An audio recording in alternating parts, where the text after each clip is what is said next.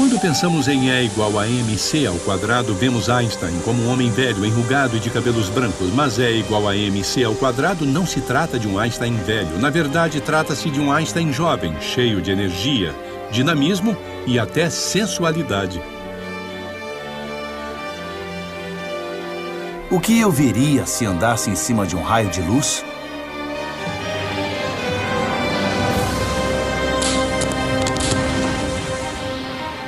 Talvez algum tipo de força elétrica esteja emanando do fio. Como? Faraday, meu amigo, a eletricidade flui através de um fio, não para os lados. Viu, John? Viu?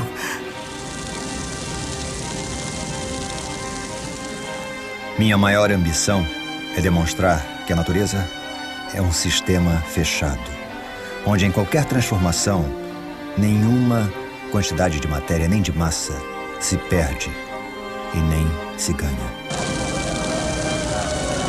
O povo. Lavoisier. É ele que determina o que é certo e errado.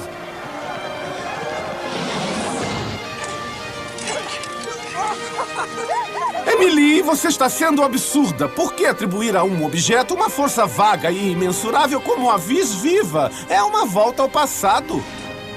É capaz de descobrir alguma coisa sozinho? Eu descobri você. Não tem hora certa para a verdade.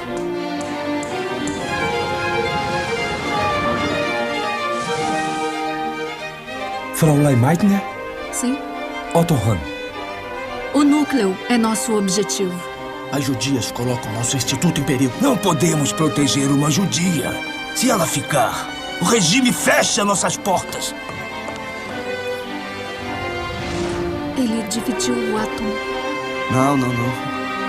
Você dividiu o átomo. Energia é igual a massa vezes a velocidade da luz ao quadrado.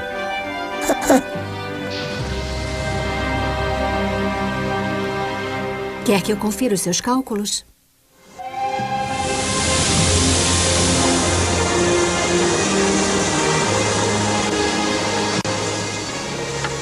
Há 100 anos, uma fórmula enganosamente simples revelou uma unidade escondida nas profundezas da estrutura do universo. Trata-se de uma ligação fantástica entre energia, matéria e luz. Seu autor era um jovem, Albert Einstein. É a equação mais famosa do mundo. E igual a mc ao quadrado. Todos a bordo!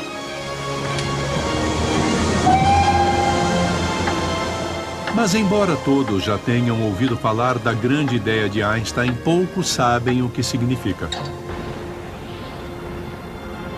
E igual a mc ao quadrado é tão notável que nem Einstein tinha certeza de que era mesmo verdade. Albert, querido, chegou mais tarde do que eu esperava. Só temos linguiça e queijo hoje. O que foi? Precisamos conversar. Aconteceu alguma coisa? Não, nada. Desculpe, não. Eu passei a maior parte do dia olhando pela janela do trabalho, vendo os trens, e comecei a pensar sobre um objeto e em quanta energia ele tinha. Posso te explicar? É claro que pode. Mas antes, o jantar, comida e conversa. Acho que os deuses estão rindo de mim. Os deuses não estavam rindo de Einstein. Em uma compreensão surpreendente, ele uniu o trabalho de muitos anteriores a ele. Cientistas que tinham lutado e até morrido para criar cada parte da equação. A história do E igual a mc ao quadrado começa muito antes de Einstein, com a descoberta de E, energia.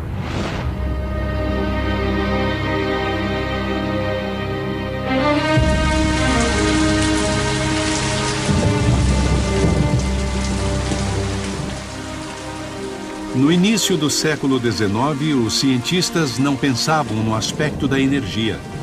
Pensavam no aspecto dos poderes individuais, ou forças. Eram coisas totalmente desconectadas, sem relação. A força do vento, a força de uma porta se fechando, um trovão. A ideia de que pode haver algum tipo de energia unificadora por trás de todas essas forças ainda teria de ser revelada.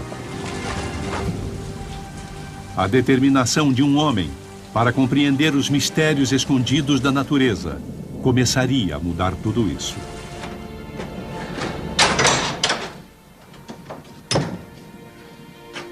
O jovem Michael Faraday odiava seu trabalho. Ele era filho de um ferreiro inculto, que teve a sorte de se tornar aprendiz de encadernador. Mas Faraday queria uma coisa, queria conhecimento. Ele lia todos os livros que lhe caíam nas mãos. Ele desenvolveu paixão pela ciência. Todo o seu tempo livre e seu minguado salário eram empregados em sua formação. Ele estava no limiar de uma incrível viagem ao mundo invisível da energia.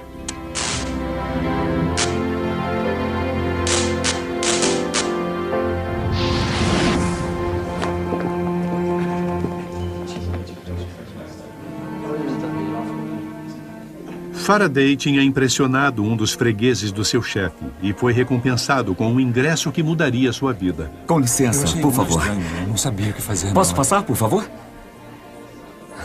Posso passar? Tem gente que procura se aperfeiçoar se as pessoas deixarem. É claro. Passe. Daqui para uma vida melhor. No início do século XIX, a ciência era assunto de cavalheiros, coisa que Faraday não era. Ele teve uma educação rudimentar. Ele lia muito, frequentava palestras públicas, mas em 1812 ele ganhou ingressos para ouvir Sir Humphry Davy, o químico mais famoso da época.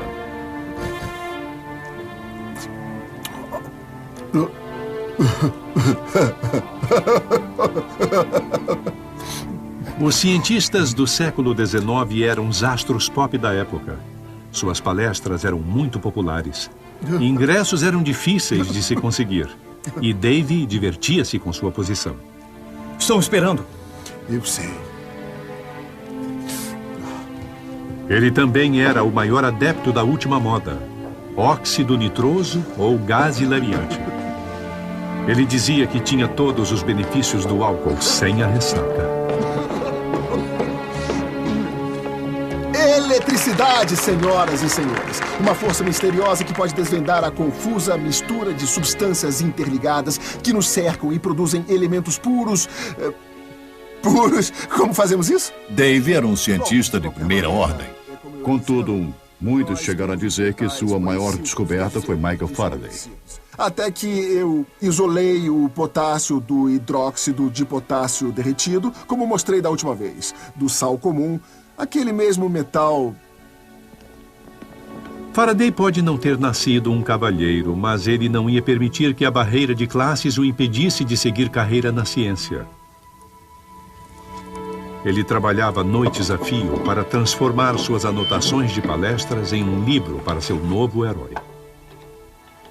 Deus, ajude-me a pensar somente nos outros, a ser útil para a humanidade. Ajude-me a ser parte do grande círculo que é seu trabalho e amor. Deus, eu sou seu servo.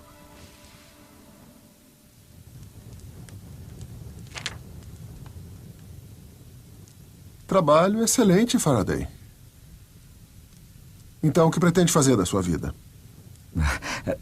Meu desejo, senhor, é fugir do comércio, que eu considero depravado e egoísta, para me tornar servo da ciência, que eu acho que faz seus seguidores amistosos e liberais. É mesmo? Bom, vou deixar que a experiência de alguns anos lhe mostre a verdade. Eu não tenho nada no momento. Eu lhe mando um bilhete se surgir alguma coisa.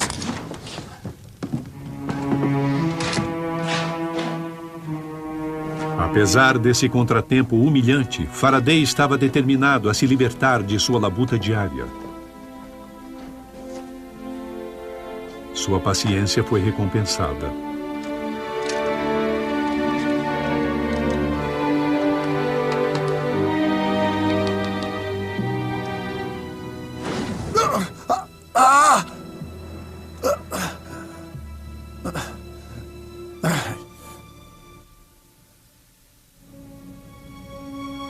Newman! Apresento-lhe o Sr. Michael Faraday. Ele vai ser meu ajudante enquanto me recupero. Ele me garante que é cristão.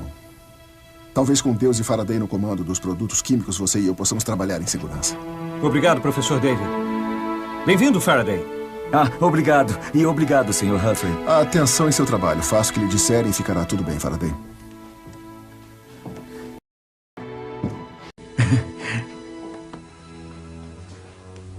Faraday tornou-se assistente de laboratório, absorvendo ansiosamente cada migalha de conhecimento que Davy se dignava a lhe transmitir.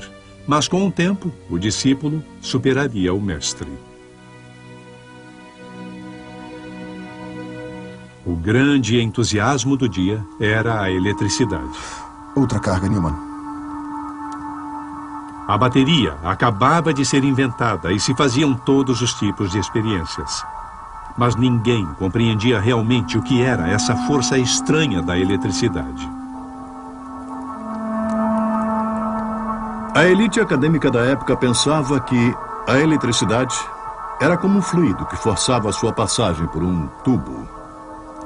Mas em 1821, um pesquisador dinamarquês mostrou que quando você passa uma corrente elétrica através de um fio e coloca um ímã perto dela, ela desvia a agulha em ângulos retos. Essa foi a primeira vez que pesquisadores viram a eletricidade afetar um ímã. O primeiro vislumbre de duas forças que anteriormente eram vistas como totalmente separadas, agora se uniram de uma forma inexplicável. Faraday, venha ver isso. Você é o raio de luz por aqui. Quem sabe consegue resolver. Orsted relatou uma descoberta incrível. Estamos reproduzindo.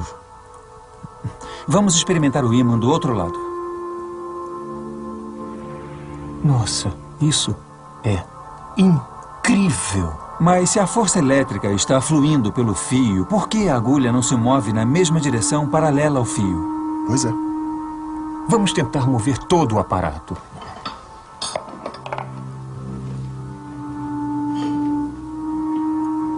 De novo, Newman. Então, a força elétrica vai nesse sentido e o ímã aponta nesse. Como um pode afetar o outro?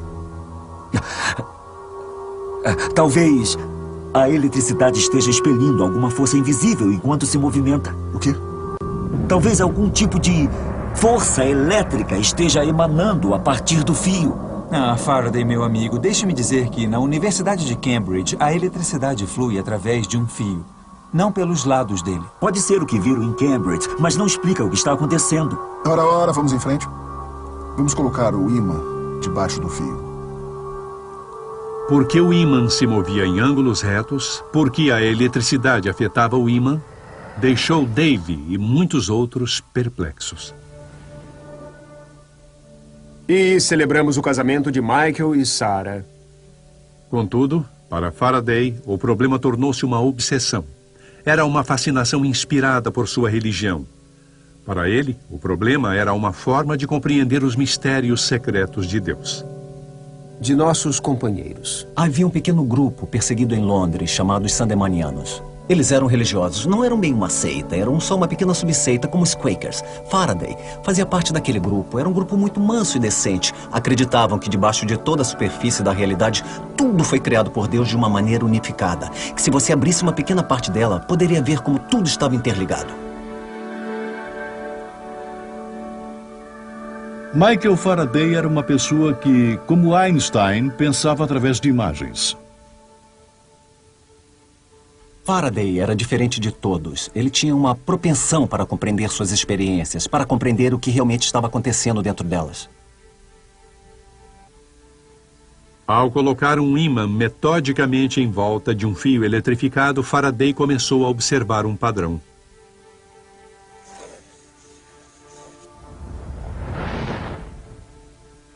Todos tinham aprendido na época que as forças se deslocam em linha reta. Faraday era diferente. Ele imaginou que linhas invisíveis de força fluíam em volta do fio elétrico. E depois imaginou que um ímã tinha linhas similares emergindo dele, e que essas linhas seriam capturadas em seu trajeto. Era meio como uma bandeira ao vento. Mas o grande lance da imaginação de Faraday foi transformar a experiência em sua essência. Em vez de um fio eletrificado mover uma agulha de ímã, ele pensou se conseguiria fazer um ímã estático mover um fio. Eu nunca o vi assim, Faraday. Você parece uma criança feliz.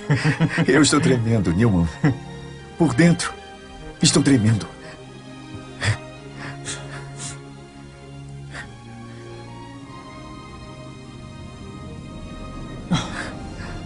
Viu, John? Viu? Vi.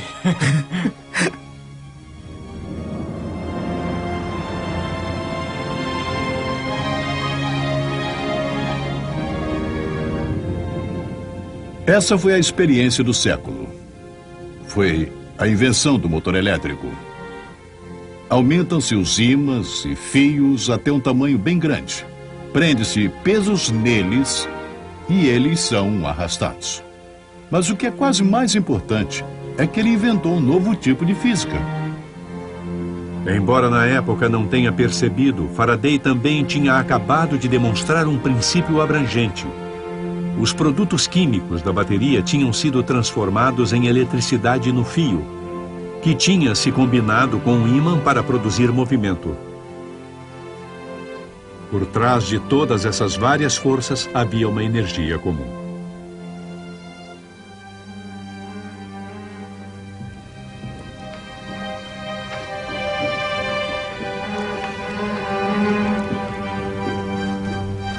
Alguns meses antes, David tinha sido eleito presidente da Royal Society, que era a elite da ciência inglesa. Mas ele viu essa descoberta publicada no Quarterly Journal of Science. Não sei se ficou com inveja, mas com certeza viu aquele jovem que tinha sido seu assistente, o simples filho de um ferreiro, fazer uma das maiores descobertas da era vitoriana.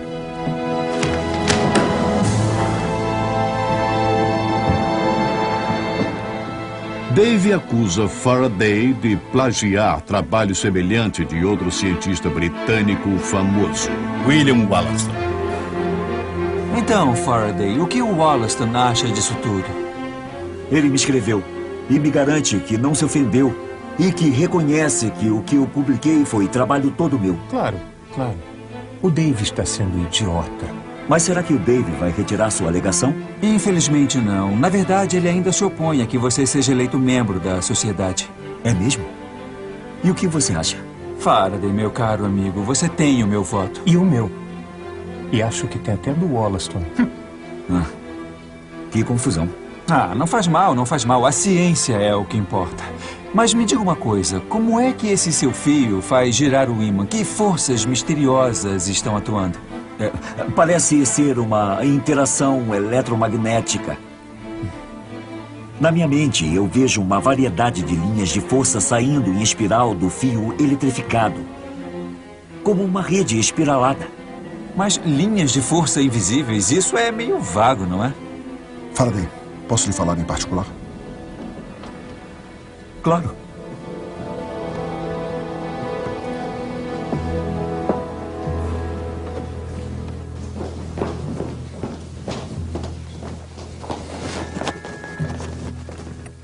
Escute, Faraday, vamos parar com essa besteira. Quero que tire sua candidatura do quadro de avisos. Sir Humphrey, eu não vejo motivo para tirar. Meus amigos me indicaram. Foram eles que colocaram o papel lá. Não, eu não vou tirar. Tenha um bom dia.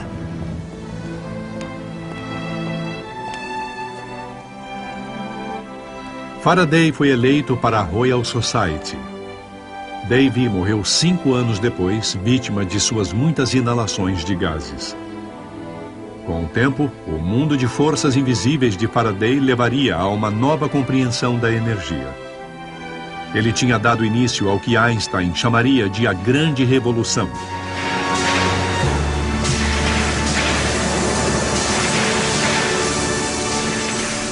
Foi no próprio núcleo desse empolgante novo mundo de energia que Einstein cresceu.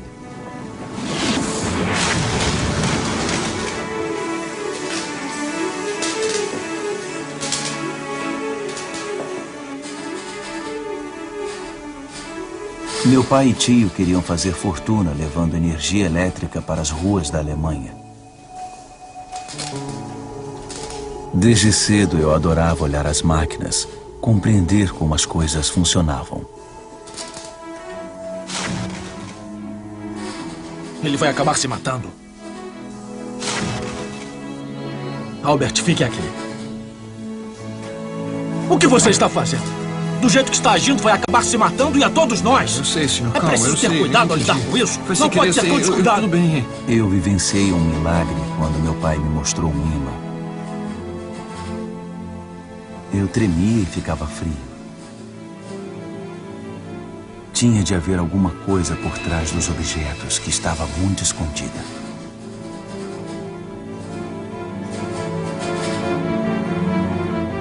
No secundário, eles tinham suas ideias sobre o que eu devia aprender e eu as minhas. Einstein. Eu só me interessava por física, matemática, filosofia e tocar violino. Todo o resto era maçante. Einstein! De pé! Como obviamente já sabe tudo sobre geologia, diga-me, como é a camada de rocha aqui?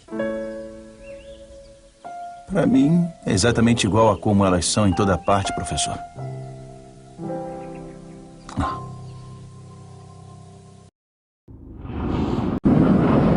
Os professores de Einstein tentaram fazê-lo entender como Faraday tinha mostrado que a energia podia ser convertida de uma forma para outra. Eles também acreditavam que todas as formas de energia já tinham sido descobertas. Einstein ia provar que estavam errados. Ele descobriria um vasto e novo reservatório de energia escondido onde nenhum outro cientista já havia pensado em procurar, bem no coração da matéria.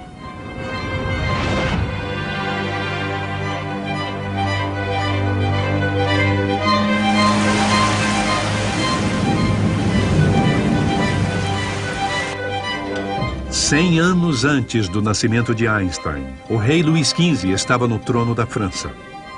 Mas o poder antigo e absoluto da monarquia sobre o povo estava começando a ser desafiado.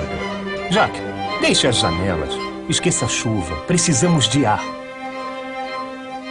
A Revolução Francesa estava bem próxima.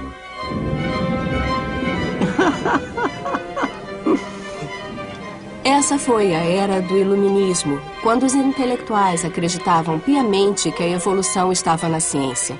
E eles achavam que uma das suas primeiras tarefas era racionalizar e classificar cada tipo de matéria para poderem ver como tudo interagia. Antoine Lavoisier, um jovem aristocrata rico, decidiu assumir essa tarefa para ver se havia alguma ligação básica entre todas as coisas da vida diária, todas as diferentes substâncias do mundo.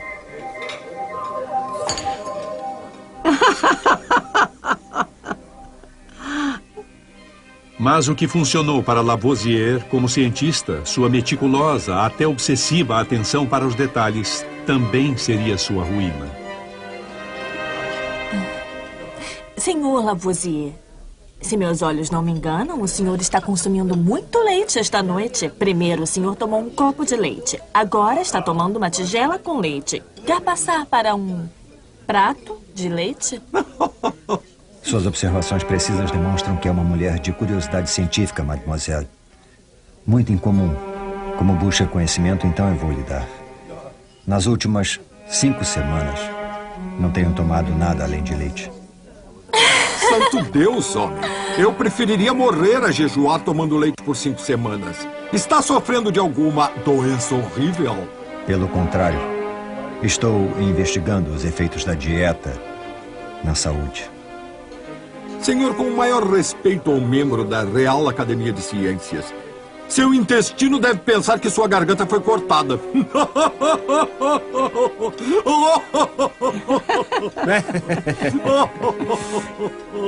Ao passo que seu intestino, senhor Conde, sem dúvida está solicitando à Academia uma ampliação da sua garganta. Marianne, como ousa insultar o Conde?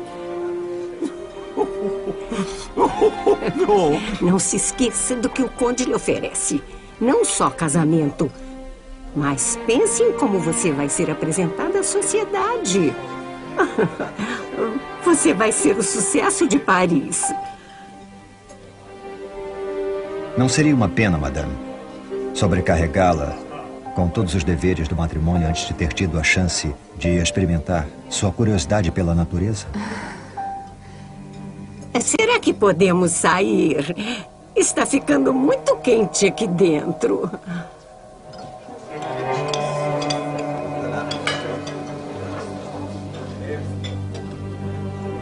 Planeja mesmo se casar com a Merval? Há um plano sim, mas não é meu. Então devo fazer planos para salvá-la.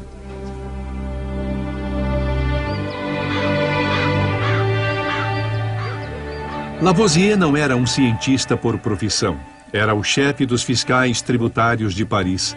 Sua grande ideia era construir um enorme muro em volta da cidade e cobrar impostos de tudo o que entrasse e saísse. Mas seus impostos sobre as coisas simples da vida, pão, vinho e queijo, não o tornavam simpático para os parisienses comuns. Esse jovem escrupuloso e meticuloso ainda se permitia um ocasional ato de paixão.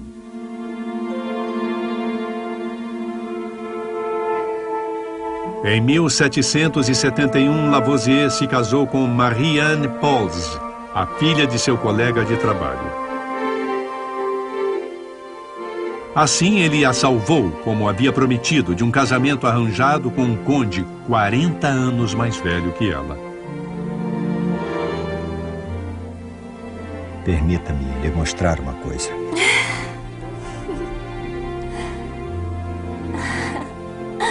Penso que Lavoisier achava seu trabalho como coletor de impostos muito maçante e às vezes ele ansiava pelas noites e fins de semana, quando podia se dar ao luxo de fazer experiências químicas. E ele chamava esses momentos de jour de bonheur seus dias de felicidade. Madame.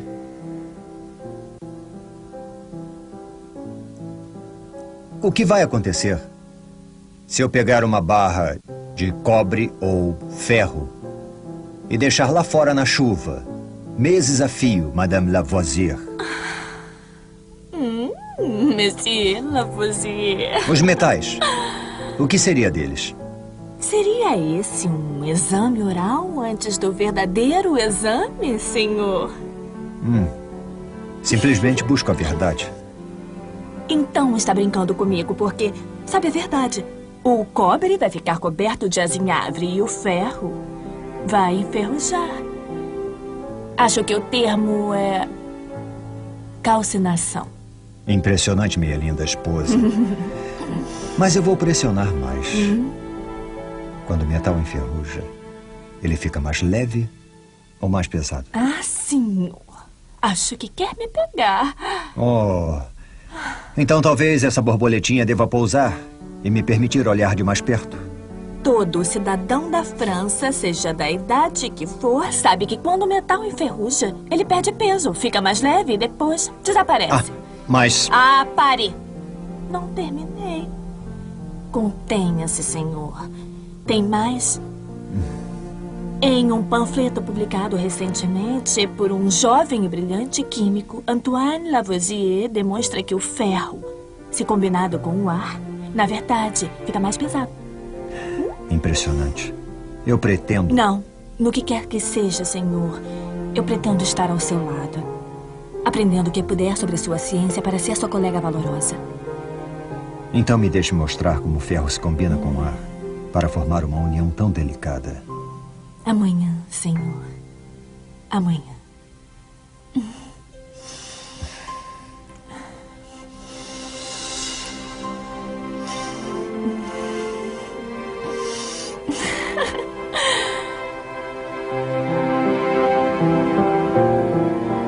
Marie-Anne aprendeu química ao lado do marido, mas logo buscou outros meios para contribuir com seu trabalho.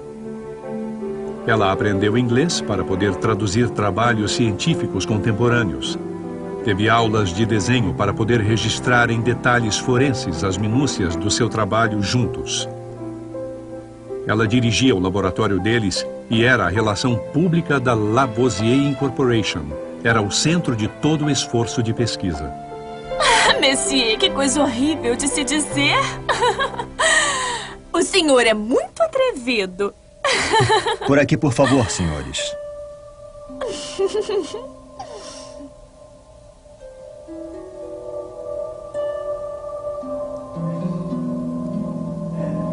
Senhores, é minha grande ambição demonstrar que a natureza é um sistema fechado.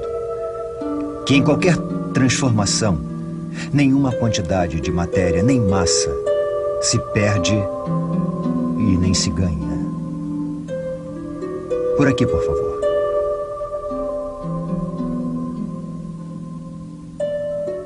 Essa precisa quantidade de água é aquecida para virar vapor. Esse vapor é posto em contato com uma barra de ferro em brasa envolta em carvão. Neste lado, esfriamos o vapor. Mas o que é interessante, coletamos menos água do que quando começamos. Então é claro que perdemos certa quantidade de água. Contudo, também coletamos um gás. E o peso da barra de ferro aumenta. Então, quando combinamos esses dois elementos, o novo peso da barra de ferro e o gás que coletamos, eles são exatamente iguais ao peso da água perdida. Mas é ar atmosférico, Sr. Lavoisier? Não. Porque eu meço tudo meticulosamente. Eu posso ver que está mais leve do que o ar à nossa volta. E, além disso, está mais inflamável. Vá lá. A água é feita de hidrogênio e oxigênio. Então o que ele fez foi pegar o oxigênio para colocá-lo dentro de uma barra de ferro em brasa. Basicamente só estava fazendo ferrugem, que é ferro oxidado, mas ele estava fazendo a ferrugem muito rapidamente. Sobrou hidrogênio, que chamamos de ar combustível, e ficava flutuando como um gás. Nenhuma massa se perdeu, meramente se transformou. E depois ele queria transformar tudo de volta em água.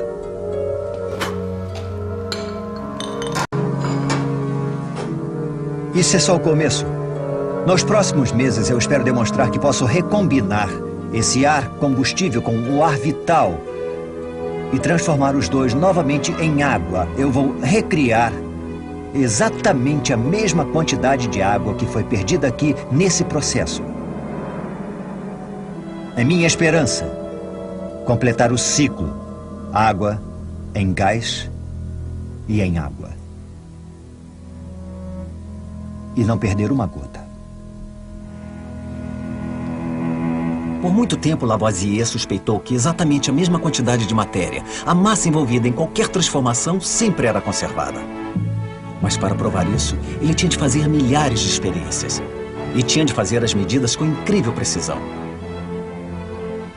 Foi aí que entrou a grande fortuna dele de coletor de impostos. Ele pôde pagar os instrumentos mais sensíveis já construídos. Ele ficou obsedado pela precisão.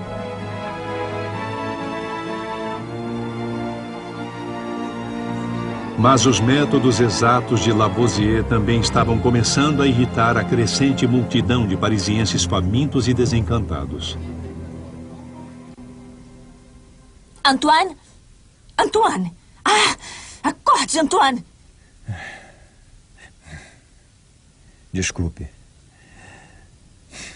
Que horas são? Está quase na hora de receber o Sr. Marat. A academia lhe pediu para avaliar seus desenhos. Ele alega ter feito uma grande descoberta. Ah, Antoine, você se esqueceu? Ah, meu Deus. Outro charlatão com uma ideia para vender. Deus me dê paciência.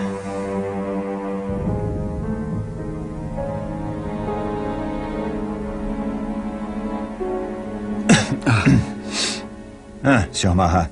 Senhor, eu gostaria de lhe mostrar o aparelho que eu inventei. Ele projeta uma imagem da substância do fogo em uma tela. Está vendo? Quando uma lanterna brilha através de uma chama, vemos um padrão tremeluzente sobre a chama. Meu aparelho torna a substância do fogo altamente visível. O senhor coletou essa substância do fogo? O senhor a pegou e mediu? Ah, não, mas pode-se vê-la.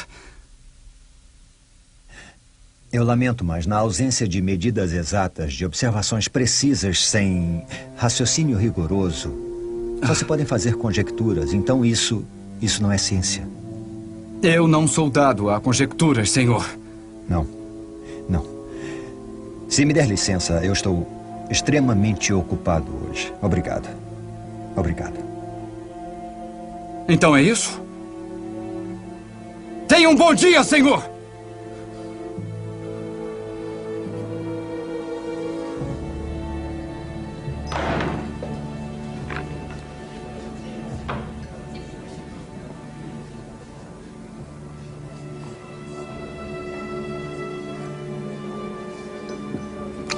Deixe-me adivinhar, Mahá. O déspota científico do rei decretou que a sua invenção não se adapta à versão da verdade determinada pela academia. Lavoisier. Ele fala de fatos. Ele venera a verdade. Escute, meu amigo. As academias reais são todas iguais. Insultam a liberdade de pensamento. Eles acham que são os únicos árbitros do gênio. Eles são totalmente podres. Assim como todos os outros tentáculos do rei. O povo é que determina o que é certo e errado. Não se preocupe. No meu próximo panfleto, eu vou expor esse seu perseguidor.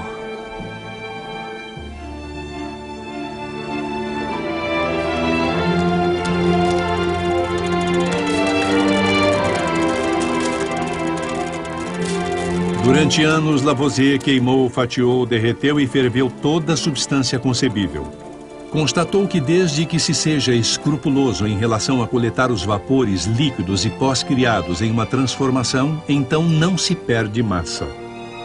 Os líquidos podem se tornar gases, os metais podem enferrujar, a madeira pode virar cinza e fumaça, mas a matéria, os átomos minúsculos que compõem todas as substâncias, nada jamais se perde. A coroação dessa obra foi o uso notável da eletricidade estática para fazer com que o oxigênio e o hidrogênio se recombinassem e voltassem a ser água.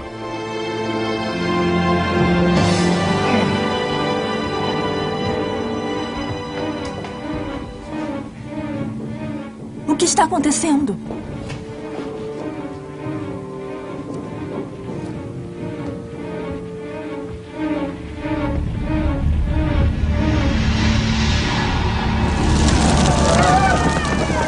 Quando explodiu a Revolução Francesa, a família real e grupos inteiros de aristocratas perderam as cabeças na guilhotina.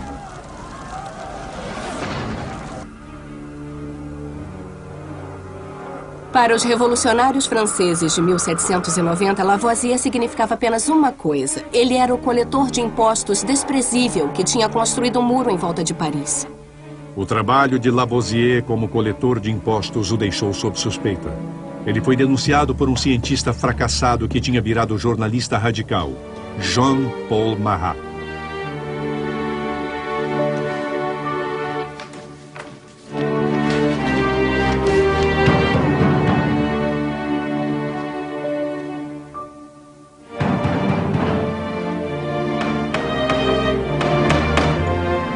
Lavoisier! Lavoisier! Lá dentro.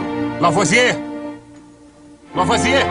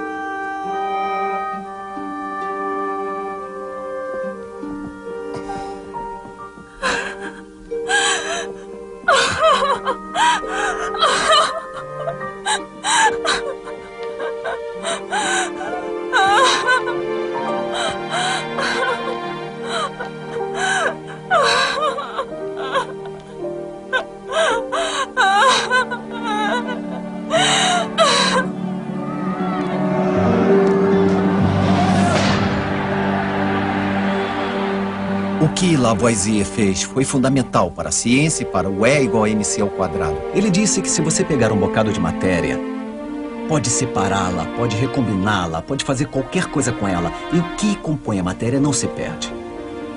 Se a multidão queimasse Paris totalmente, transformasse os tijolos em escombros e poeira e queimasse os edifícios até virarem cinzas e fumaça, e se você colocasse uma cúpula gigantesca sobre Paris e pesasse toda a fumaça, cinzas e escombros, teria exatamente o mesmo peso da cidade original e do ar que a cercava antes. Nada desaparece.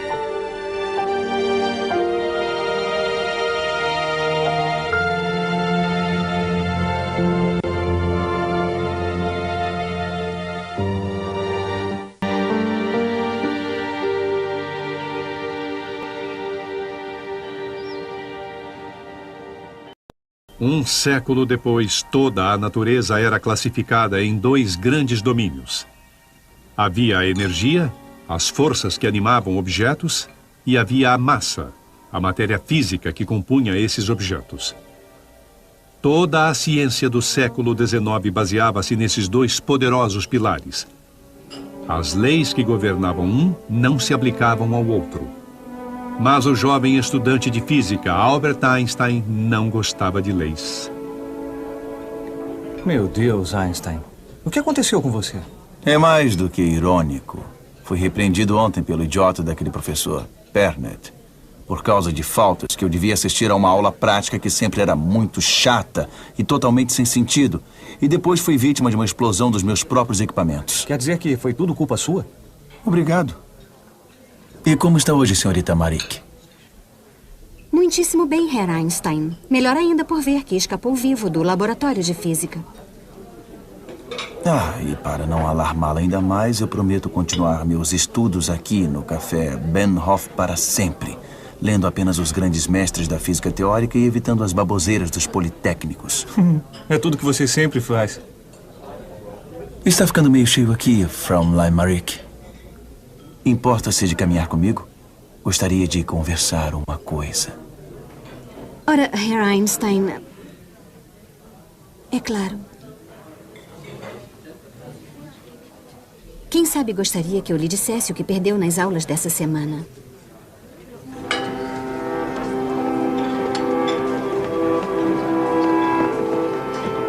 Einstein não era exatamente um aluno exemplar. Ele se distinguia em certas matérias, principalmente física e matemática, mas não era muito diligente em muitas de suas outras aulas.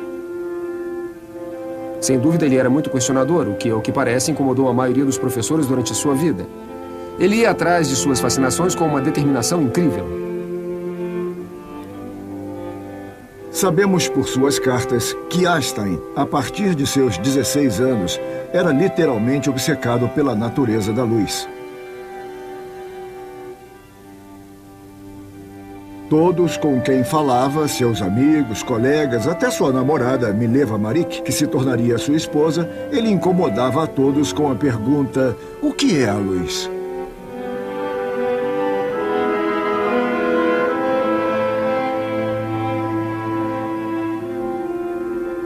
O que eu veria se andasse sobre um raio de luz? O quê? Um raio de luz? Por qual método propõe andar sobre esse raio de luz? O método não é importante. Vamos imaginar que nós somos 2 jovens experimentadores radicais, boêmios de mãos dadas, em uma jornada ao vasto universo. E estamos indo na frente de uma onda de luz. Realmente não sei o que está sugerindo, Herr Einstein. Quer segurar minha mão ou me ridicularizar? Ridicularizá-la? Não, nunca. Só quero que me ajude a compreender. O que acha que veríamos se estivéssemos juntos e nos acelerássemos cada vez mais até chegarmos na frente de um raio de luz?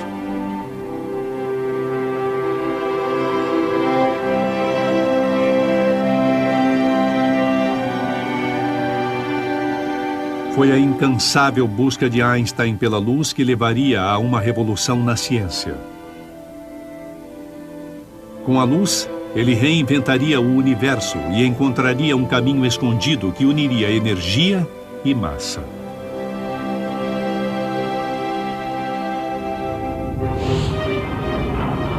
A luz tem uma velocidade incrível de 1,79 bilhão de quilômetros por hora. É por isso que os cientistas usam o termo C, representa celeritas, rapidez em latim.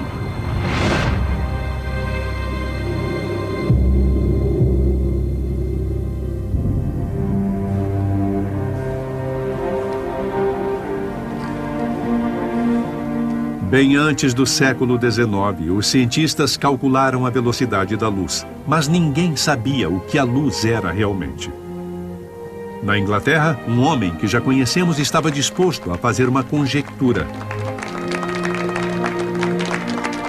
Depois da morte de Sir Humphrey Davy, Michael Faraday tornou-se o professor Faraday, um dos cientistas mais importantes do mundo.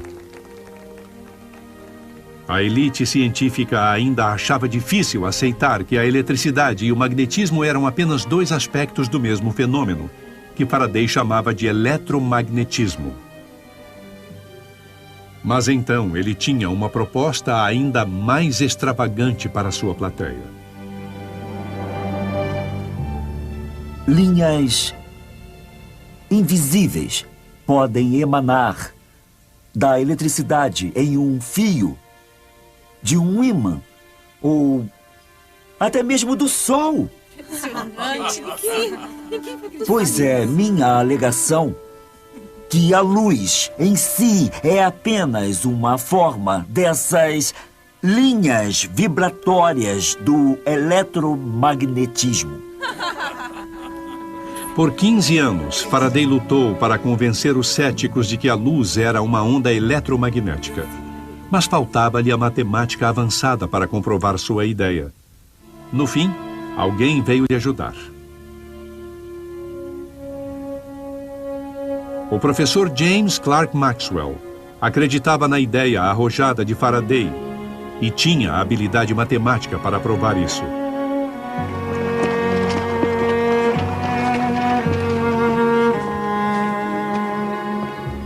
Maxwell e o idoso Faraday tornaram-se muito amigos.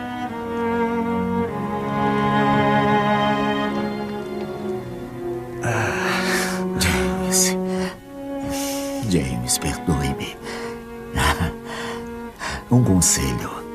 Não envelheça. Michael, como vai? Eu estou bem. Mas a memória não está muito boa.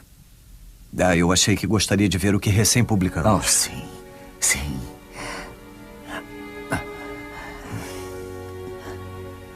Esplêndido.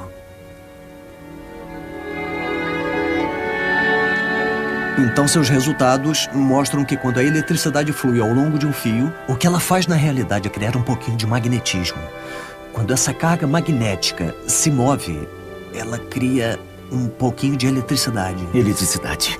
A eletricidade e o magnetismo estão interligados como uma trança interminável. Sempre está pulsando para frente. É maravilhoso. Maravilhoso. Michael, tem uma coisa muito crucial na matemática. Essa eletricidade produzindo magnetismo e o magnetismo produzindo eletricidade, isso só pode acontecer a uma velocidade determinada. As equações são muito claras quanto a isso. Elas mostram só um número. 1,79 bilhão de quilômetros por hora. Eu não sei se... É a velocidade da luz. É a velocidade da luz. Você estava certo o tempo todo. A luz é uma onda eletromagnética. Maxwell tinha provado que Faraday estava certo. A eletricidade e o magnetismo são apenas dois aspectos de uma unidade mais profunda, uma força, agora chamada eletromagnetismo, que viaja a 1,79 bilhão de quilômetros por hora. Em sua forma visível, não é nada além do que a própria luz. E nada fascinava mais o jovem Einstein do que a luz.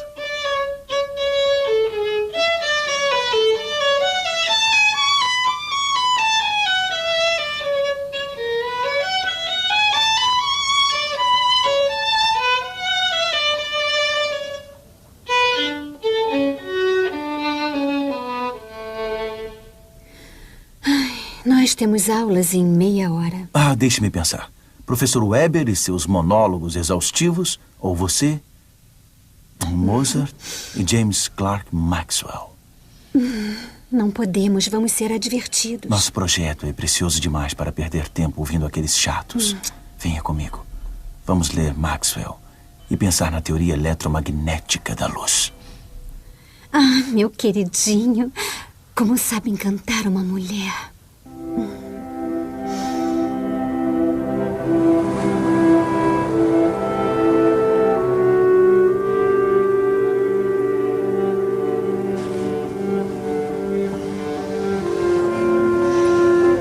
Esperança.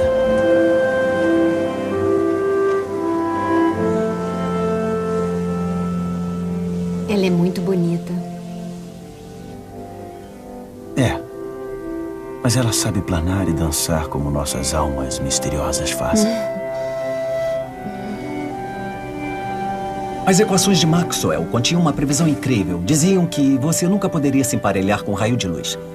Mesmo se viajasse a 1.079 milhões de quilômetros por hora, ainda haveria luz se afastando de você a 1.079 milhões de quilômetros por hora. Está vendo como ela olha para a onda? Sim. Vê como para ela a onda está estática? Sim. Ela e a onda estão viajando na mesma velocidade. Nós vemos a onda se movendo na água, mas em relação a ela, está parada. Então a luz é assim? O bom senso diria que se você pegasse um raio de luz, haveria uma onda de luz ali, parada. Talvez tremeluzisse, um pouco de eletricidade e um pouco de magnetismo. Então, se ela está viajando ao longo da onda de luz, não estaria se movendo, estaria estática. Mas Maxwell diz que não se pode haver luz estática. Talvez Maxwell esteja errado. Talvez se pudesse pegar a luz, ela seria estática, Albert, como uma onda perto de um barco. Imagine se eu estivesse sentado parado segurando um espelho diante do meu rosto. E a luz passasse do meu rosto para o espelho. E eu visse o meu rosto. Sim. Contudo, se eu e o espelho estivéssemos na velocidade da luz... Você está na mesma velocidade da luz que sai do seu rosto. Exatamente. A luz nunca chegaria no espelho? Então eu seria invisível?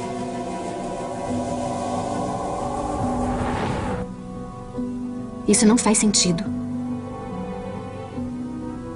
O jovem Einstein começava a perceber que a luz era diferente de qualquer outro tipo de onda.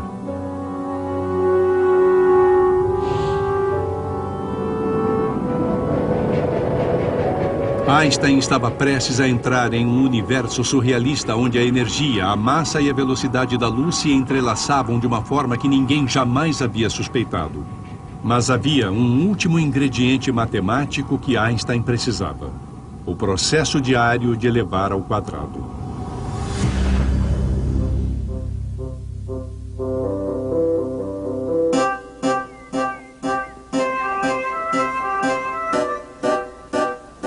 Muito antes da Revolução Francesa, os cientistas não tinham certeza de como quantificar o movimento. As equações que explicavam como os objetos se moviam e colidiam estavam no início.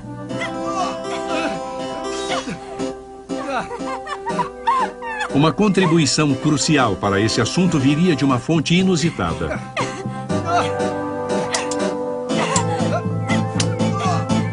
Apresento a aristocrata filha de 16 anos de um dos cortesãos do rei Luís XIV, Émilie du Châtelet.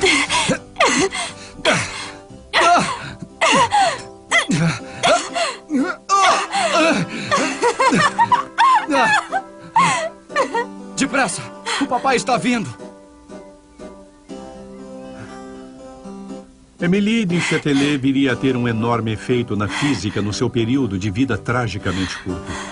Incomum para uma mulher de sua época, ela publicou muitos trabalhos científicos, inclusive a tradução do Principia de Sir Isaac Newton, o maior tratado sobre movimento já escrito. A tradução de Du Châtelet ainda é o texto padrão na França hoje. Musa mihi causas memora.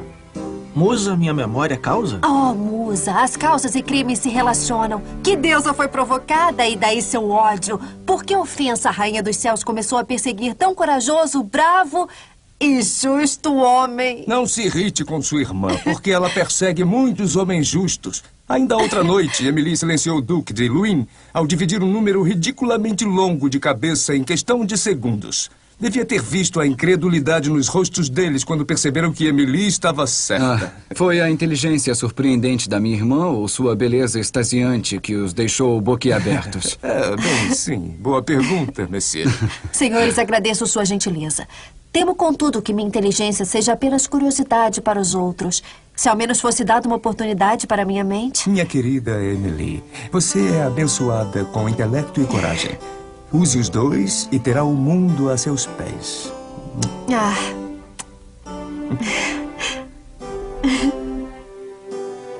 De certa forma, ela é uma mulher totalmente deslocada do seu tempo e lugar. Ela é uma filósofa, cientista, matemática, linguista.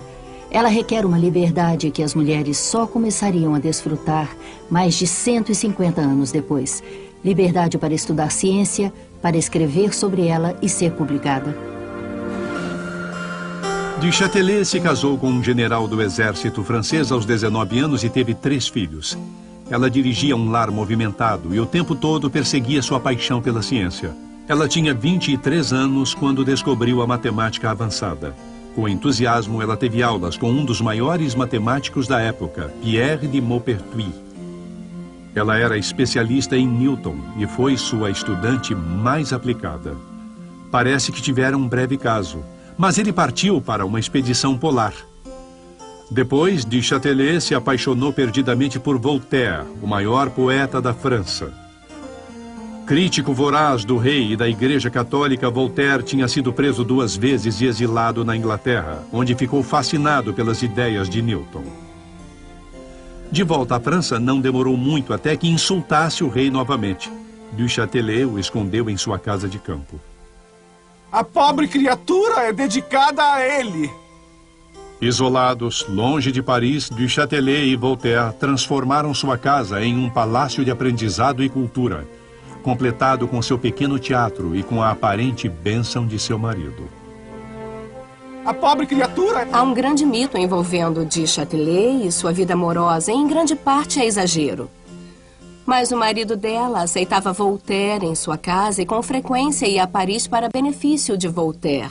Ele ia ao seu editor pleitear no caso de Voltaire para mantê-lo fora da prisão. E também é verdade que Émilie de Châtelet teve diversos casos de natureza transitória.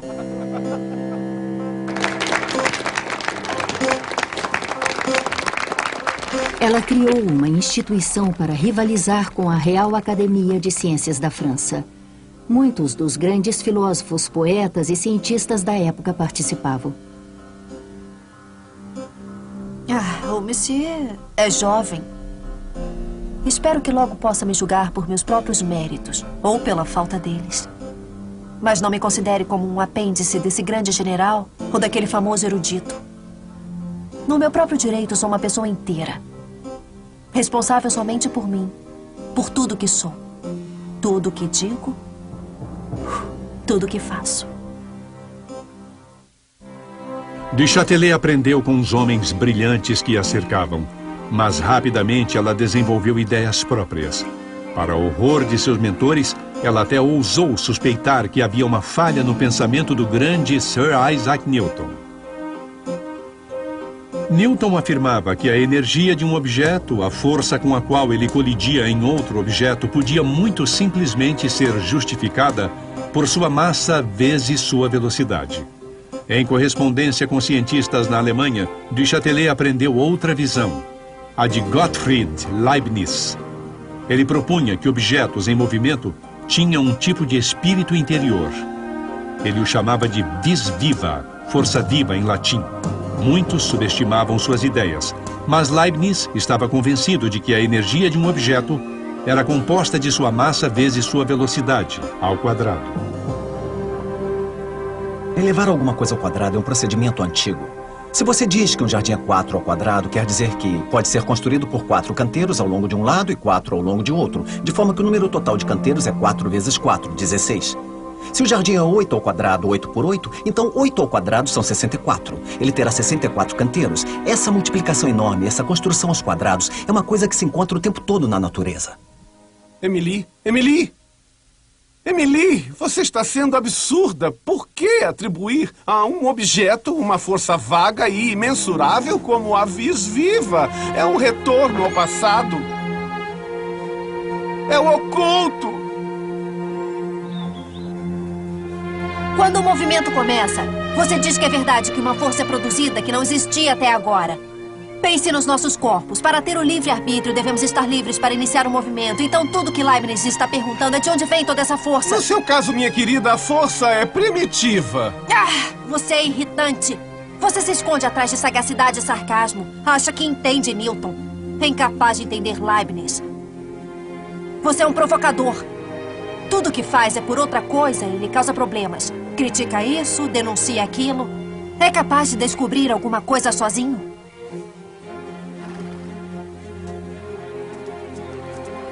Eu descobri você!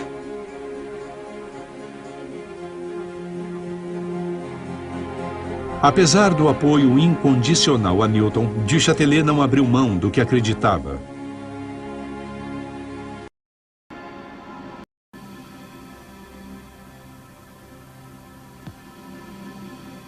No fim, ela se deparou com uma experiência feita por um cientista holandês, Willens Gravesand, que provaria que tinha razão.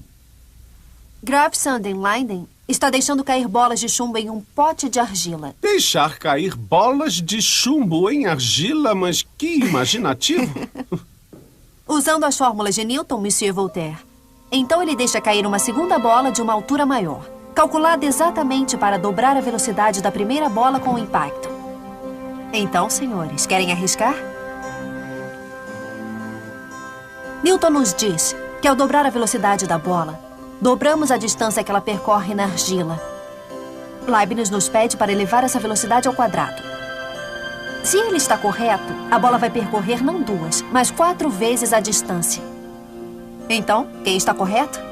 Senhores, parece que a reputação do Sr. Newton está abalada, ainda que levemente. Oh, Maupertuis, não fique impressionado. Não há motivo na Terra para atribuir forças ocultas às bolas de chumbo desse holandês. Bom, a bola percorre 4 vezes mais distância. Acontece que é Leibniz quem tem razão. É a melhor maneira de expressar a energia de um objeto em movimento. Se o carro está a 30 km por hora, é preciso de certa distância para parar. Se pisa no freio, se vai 3 vezes mais depressa, se vai a 90 por hora, não será preciso 3 vezes mais distância para parar, e sim 9 vezes mais distância para parar. Oh, bom. Isso merece consideração. Talvez possamos examinar seus cálculos.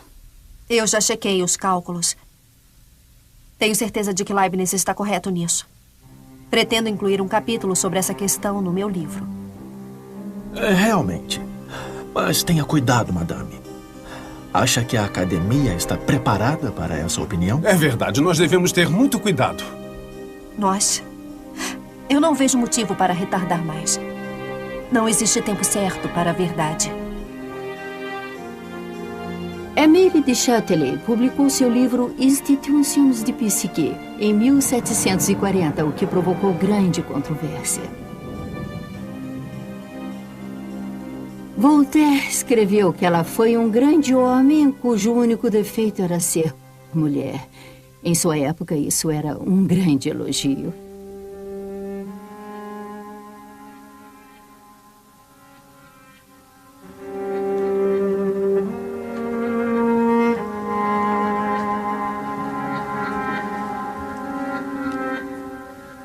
Eu estou grávida.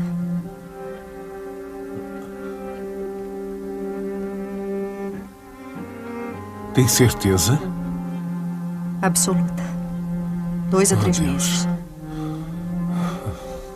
Eu estou com medo. Está com medo, é? Deve ter mesmo.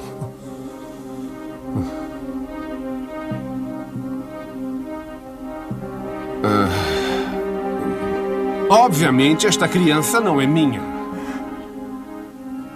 Nem do seu marido.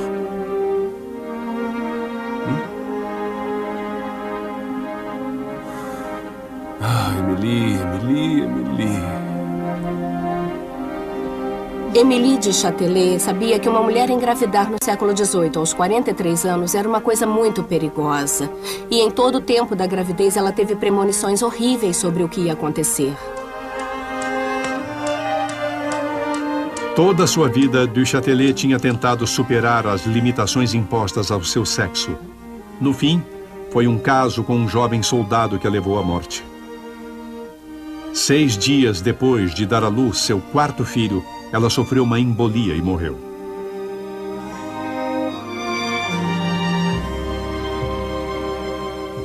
A convicção de Émilie de Châtelet de que a energia de um objeto é uma função do quadrado de sua velocidade deu margem a um debate feroz. Depois de sua morte, foram precisos 100 anos para a ideia ser aceita. Há tempo de Einstein usar esta brilhante descoberta para finalmente reunir a energia e a massa com a luz.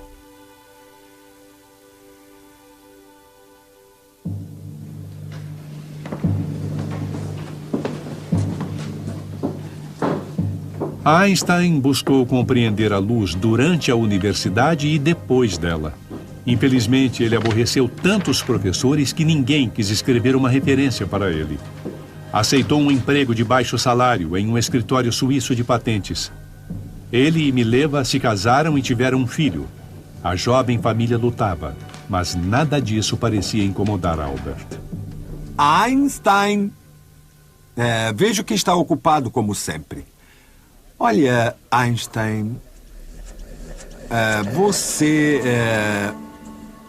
mostrou algumas realizações muito boas, mas, olhe, sobre sua promoção, realmente acho que seria melhor esperar até você se familiarizar totalmente com a engenharia mecânica. Lamento. Talvez em uma próxima vez.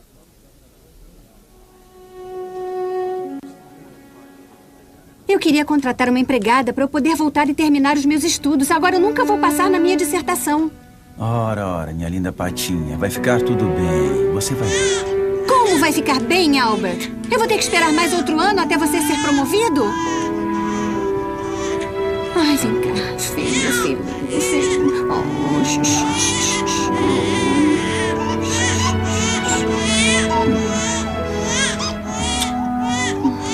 Vai ficar tudo bem.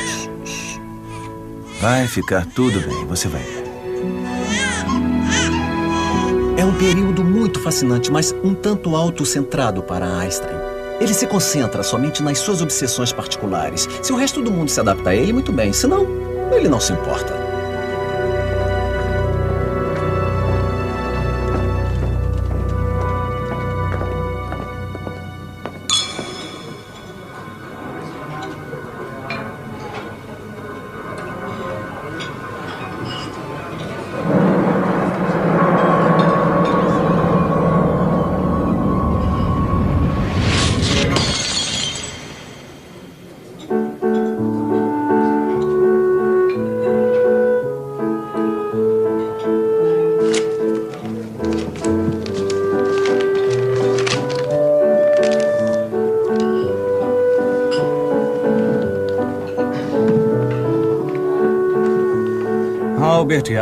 Albert. Um rosto bonito vira sua cabeça.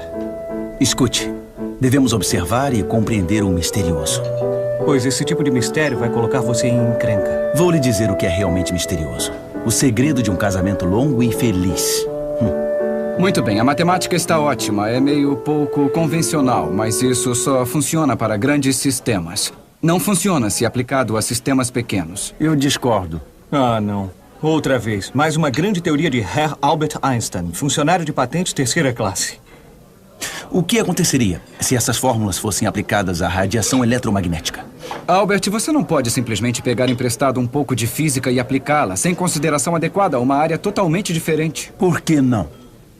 Albert, sei que você gosta das grandes associações, das grandes teorias, mas as coisas não seriam bem melhores se você entrasse em uma área pequena, conseguisse um posto na universidade, ganhar um salário decente, não acha? Pelo menos a Mileva voltaria a estudar. Ela ficaria feliz e você também. A luta vulgar pela sobrevivência, comida e sexo. Falou como um verdadeiro burguês. Escute. Eu quero saber como Deus criou esse mundo. Não estou interessado neste ou naquele fenômeno, no espectro deste ou daquele elemento. Quero conhecer os pensamentos dele. O resto é detalhe. Mas não pode alimentar seus filhos com os pensamentos dele, Bert.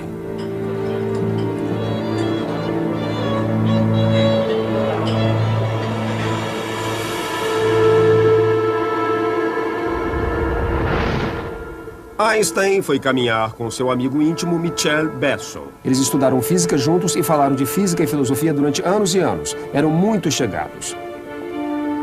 Eles tinham estudado a questão da luz sob todos os ângulos possíveis. Está vendo aquele relógio ali? Enquanto Einstein e Besso estavam ruminando quanto tempo seria preciso para a luz alcançá-los de relógios a diferentes distâncias, Einstein teve uma compreensão monumental.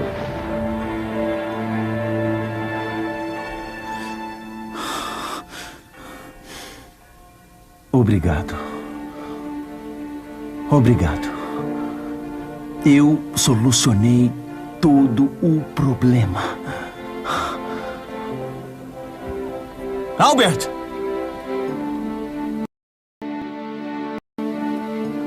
O que Einstein fez foi virar o problema completamente em sua cabeça.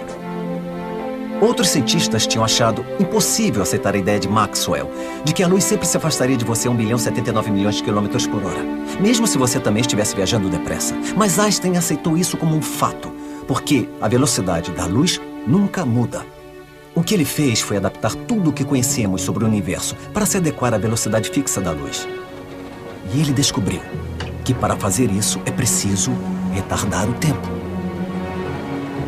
A compreensão extraordinária dele é que o tempo, quando você se aproxima da velocidade da luz, o próprio tempo desacelera. É uma mudança monumental em como vemos o mundo.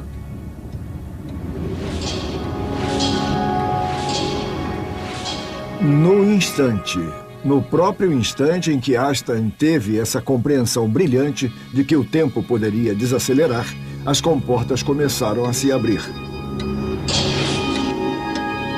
Antes disso, as pessoas supunham que o tempo era como um relógio de pulso nas mãos de Deus, que batia com um ritmo estável em todo o universo, independente de onde se estivesse.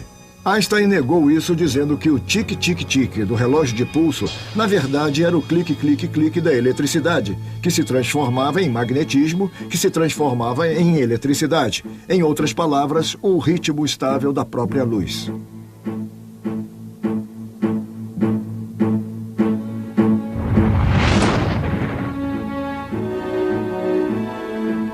Em 1905 foi um ano milagroso para Einstein e para a física. Ele teve uma incrível onda de criatividade. Começou com a publicação de um ensaio sobre como descobrir o verdadeiro tamanho dos átomos. 2 meses depois, publicou um ensaio sobre a natureza da luz. Com ele ganhou o prêmio Nobel. O terceiro ensaio, apenas um mês depois, foi sobre como as moléculas se movem quando aquecidas, o que finalmente encerrou o debate sobre se os átomos realmente existem. O quarto ensaio foi publicado no fim desse período de meio ano. Nele, Einstein expõe sua teoria da luz, tempo e espaço. Foi a teoria da relatividade especial. Ela mudou a forma como vemos o mundo. No novo mundo de Einstein, a única verdade constante não era o tempo nem o espaço, mas a luz.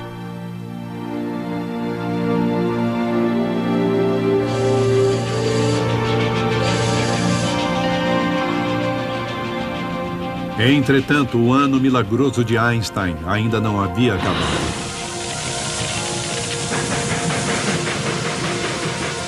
Em um último grande ensaio de 1905, ele propôs uma unidade ainda mais profunda. Ao computar todas as implicações de sua nova teoria, ele percebeu outra estranha ligação. Esta entre a energia, a massa e a luz.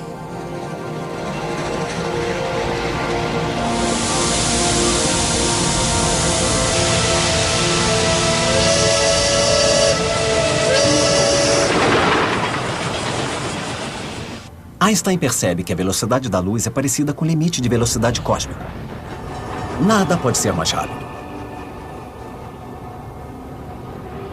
Imagine que temos um trem em funcionamento. Digamos que está chegando à velocidade da luz e estamos colocando cada vez mais energia para tentar fazê-lo ir cada vez mais depressa. Mas ainda não chega à velocidade da luz. Então toda essa energia, para onde vai? Tem de ir para algum lugar? Surpreendentemente, ela vai para a massa do objeto. Do nosso ponto de vista, o trem realmente fica mais pesado. A energia se transforma em massa.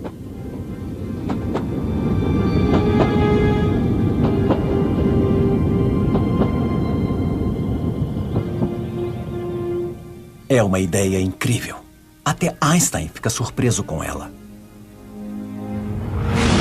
Olha, acho que descobri a ligação entre energia e massa. Se eu estiver certo, então a energia e a massa não são absolutas. Não são distintas. Elas podem ser convertidas uma na outra. A energia pode se transformar em massa e a massa pode se transformar em energia. E não só energia que se iguala à massa. A energia é igual à massa vezes a velocidade da luz ao quadrado.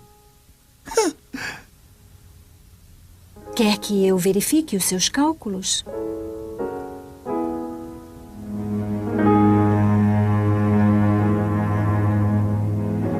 Einstein mandou o seu quinto grande ensaio de 1905 para o prelo. Em 3 páginas, ele simplesmente afirmou que a energia e a massa estavam ligadas pelo quadrado da velocidade da luz. E é igual a mc ao quadrado.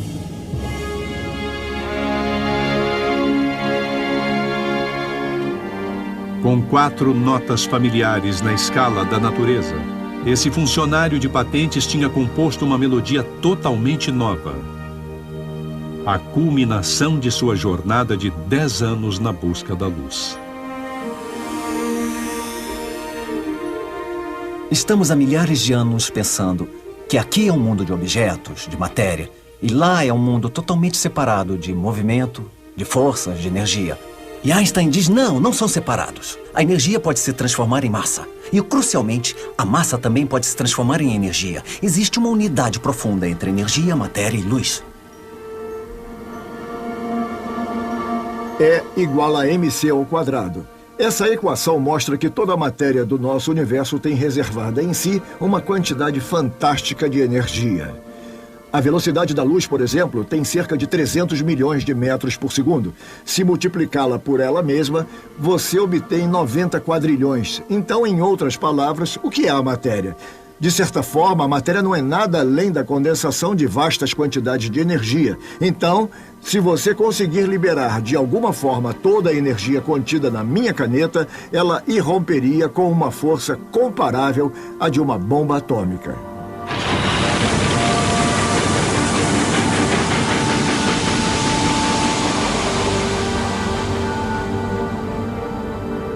Depois do quinto grande ensaio de Einstein de 1905, os físicos não falaram mais de massa nem de energia.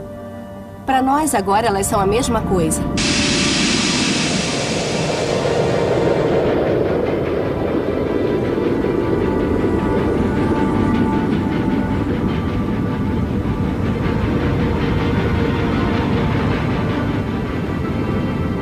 O ano provavelmente mais milagroso da ciência humana termina em silêncio.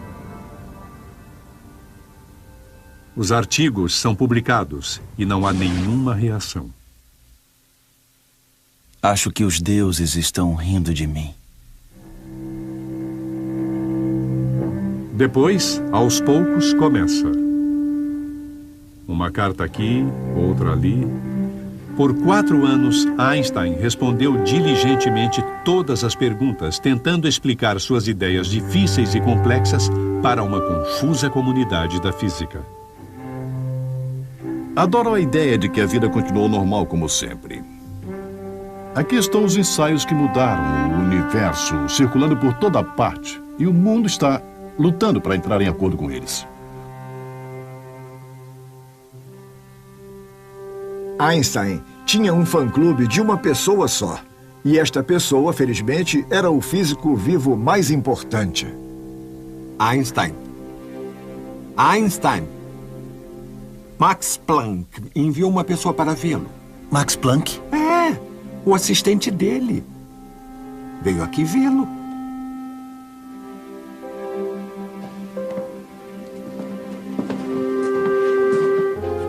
Max Planck estimula os físicos mais eminentes do mundo para levarem Einstein a sério. Depois de 4 anos de espera, ele foi indicado professor de física na Universidade de Zurique. Daí em diante, sua carreira foi meteórica.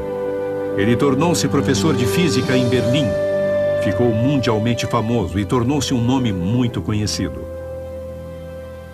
Sem dúvida, ele é o pai da física moderna.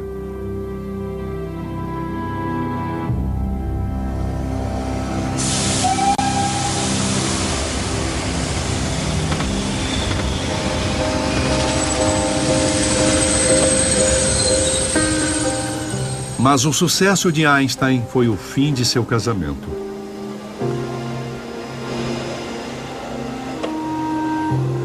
Em 1919, se divorciou de Mileva e se casou com uma prima.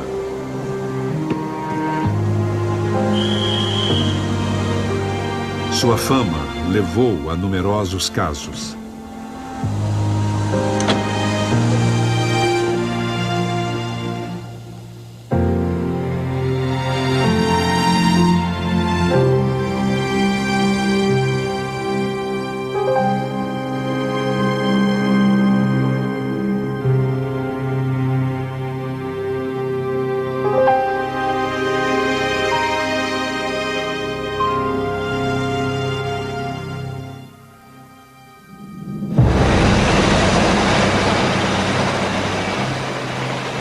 Igual a mc² tornou-se o santo grau da ciência. Continha a promessa de vastas reservas de energia presas dentro do átomo. Einstein suspeitava que seriam necessários 100 anos de pesquisas para liberá-la. Mas ele não contava com a Segunda Guerra Mundial e o gênio de uma judia na Alemanha de Hitler.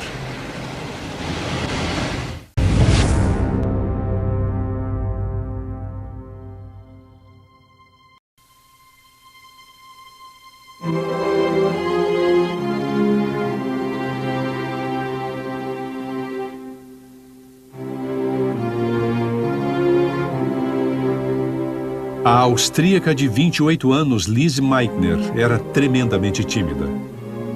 Apesar de sua ansiedade, a jovem doutora em física chegou em Berlim determinada a seguir carreira no campo novo e empolgante da radioatividade.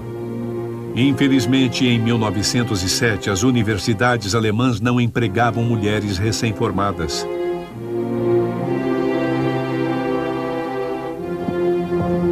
Felizmente, um homem veio em seu auxílio.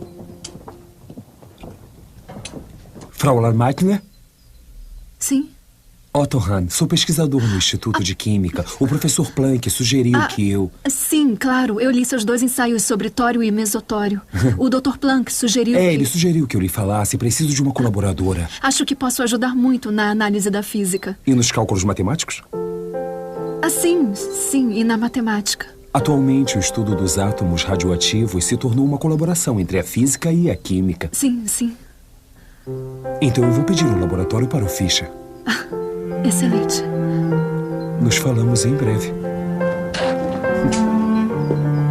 Lise Meitner tinha dado o primeiro passo de uma jornada que mudaria a história do mundo.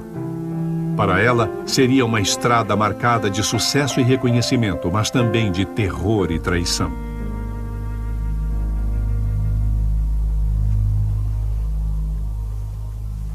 Nessa época, não se conhecia muito sobre o átomo. De início, as pessoas achavam que era como um sistema celular em miniatura, que tinha um núcleo sólido no centro e os elétrons giravam em volta dele como planetas em volta do Sol. Algum tempo depois, alguns pesquisadores propuseram que o núcleo em si não era sólido, mas composto de partículas isoladas de prótons e nêutrons. Mas no que chamamos de metais radioativos, como o rádio e o urânio, o núcleo parecia ser instável, vazando energia e partículas. Talvez esse tenha sido um exemplo de E igual a mc ao quadrado. A massa de um núcleo se transformando em energia.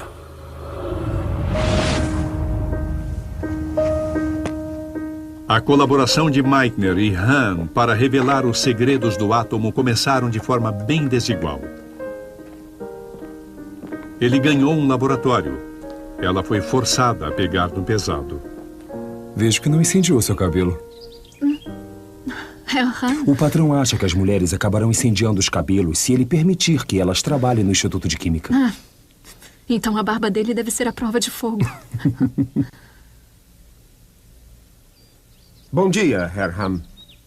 Bom dia. Viu? Sou invisível nesse lugar. Pelo menos os físicos me reconhecem por minha capacidade. Ah, é? Mas me diga, onde os químicos estariam sem a mão firme da física?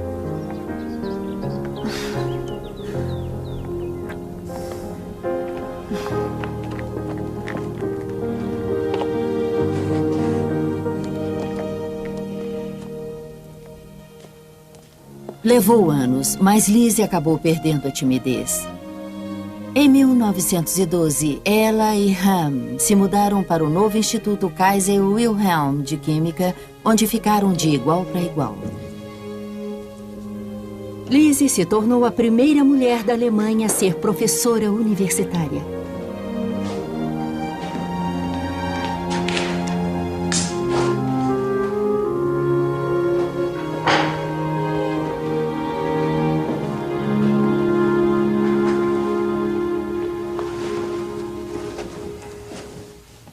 Liz. Tem uma novidade. Se lembra da aluna de arte de quem lhe falei? Sim, a Edith. Bom, eu a pedi em casamento e ela aceitou.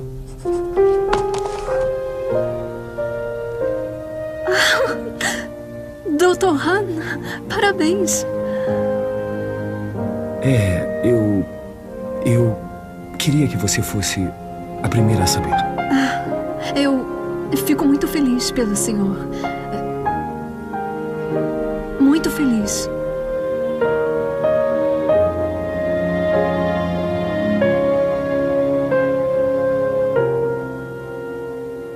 Ela era carinhosa por natureza. Tinha muitos amigos e talvez quisesse um relacionamento mais íntimo com Otto. Mas realmente, ao que parece, a física era o primeiro amor de Lizzie, talvez até sua paixão. As décadas de 1920 e 30 foram a era dourada da pesquisa nuclear. O maior núcleo conhecido na época era o do átomo do urânio, que continha 238 prótons e nêutrons.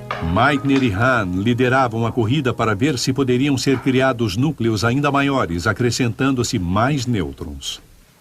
Então, o átomo. Muito familiar. O núcleo está no centro. Os elétrons orbitam à volta.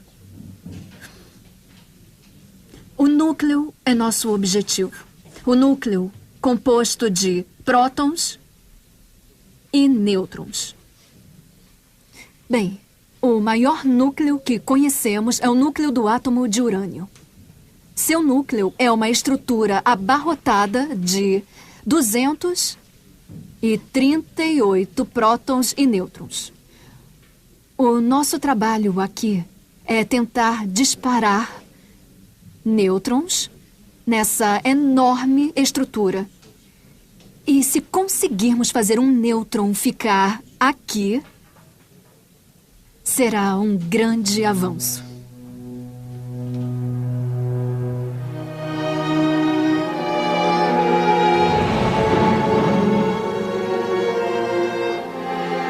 Meitner podia estar às vésperas de uma grande descoberta, mas a Alemanha de 1930 era um lugar perigoso, até para uma cientista mundialmente famosa. A judia coloca nosso instituto em perigo.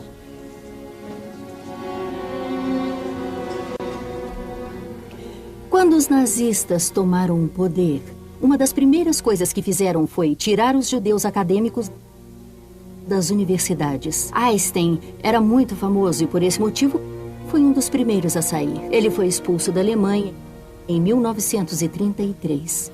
Lisa não foi afastada na época. Ela conseguiu ficar porque era austríaca, mas em março de 1938, a Áustria foi anexada à Alemanha e, nesse momento, a situação de Lise ficou insustentável.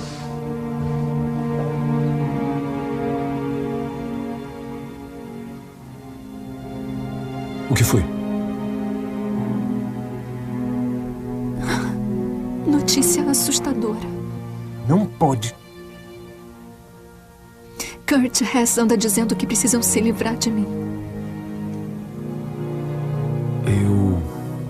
Eu já sabia. Eu ia falar com o tesoureiro do instituto antes de lhe contar. Vamos falar com ele amanhã. Venha, te levamos para casa. Está tarde.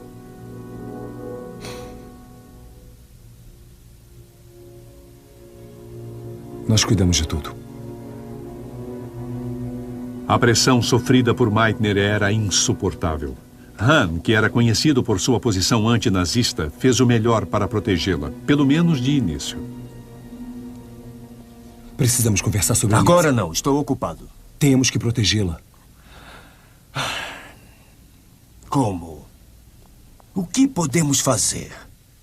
A situação está como está. Quem sabe o que pode acontecer depois? Ela não pode ficar, não é possível. Mas ela não tem visto nem passaporte válido. E logo pode ser proibida de sair da Alemanha. Não podemos abrigar uma judia.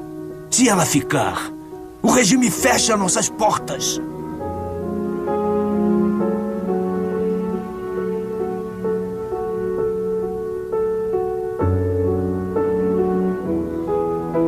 Liz.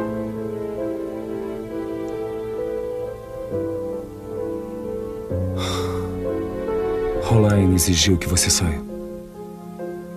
Você não pode expulsá-la. Roline disse que você não deve mais voltar ao instituto. Tenho que fazer a irradiação do tório amanhã. Eu preciso entrar. Mas você desistiu.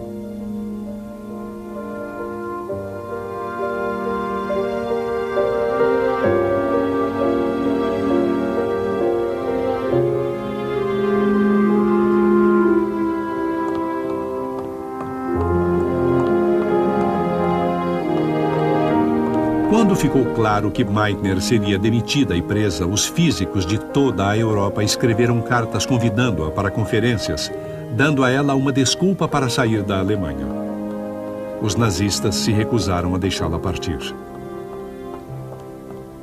Em julho de 1938, um colega holandês viajou para Berlim e levou Lise com ele ilegalmente de trem para a Holanda. A viagem foi tão assustadora que, em determinado ponto, ela implorou para voltar. Apesar do grande perigo, ela conseguiu passar.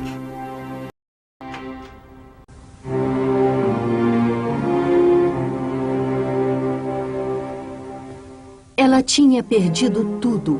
Sua casa, sua posição, seus livros, seu salário, pensão e até seu idioma. Ela foi afastada do seu trabalho exatamente quando estava liderando e prestes a fazer uma grande descoberta científica. Apesar de todas as privações que sofreu, Lise ainda pensava na física. Surpreendentemente, ela e Hahn conseguiram colaborar através de cartas. Espero, meu caro Otto, depois de 30 anos de trabalho juntos e de amizade no instituto, que pelo menos reste uma possibilidade de você me dizer tudo o que puder sobre o que está acontecendo aí.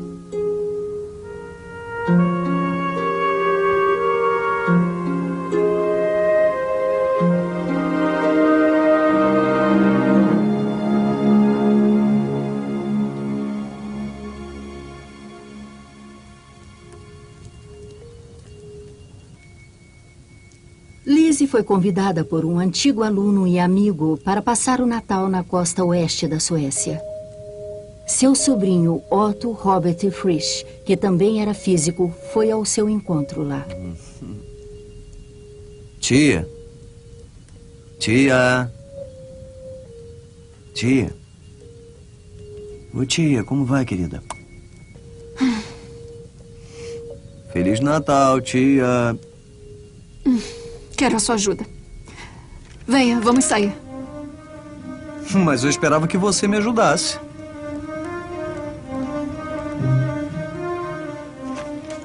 Em Berlim, Han estava obtendo resultados estranhos. Ele não encontrou evidências para sugerir que bombardear o núcleo de urânio com nêutrons tivesse causado um aumento em seu tamanho. Na verdade, suas experiências pareciam estar contaminadas com rádio, um átomo menor. Ele precisava desesperadamente da análise e perícia de Meitner.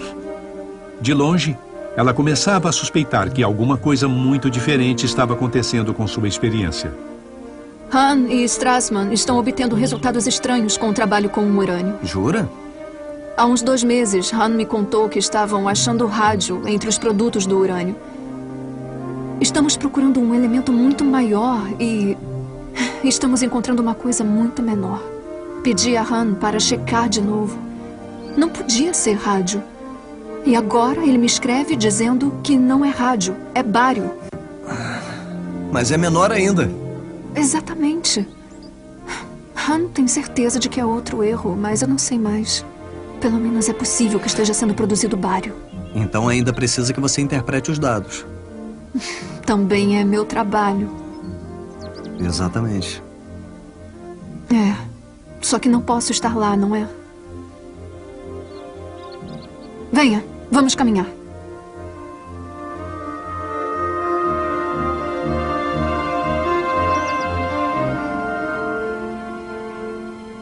Com certeza ele cometeu um erro, né? Ele não fez o que você disse. Ah, meu querido, ele pode não ser um teórico brilhante, mas é bom demais em química para errar assim.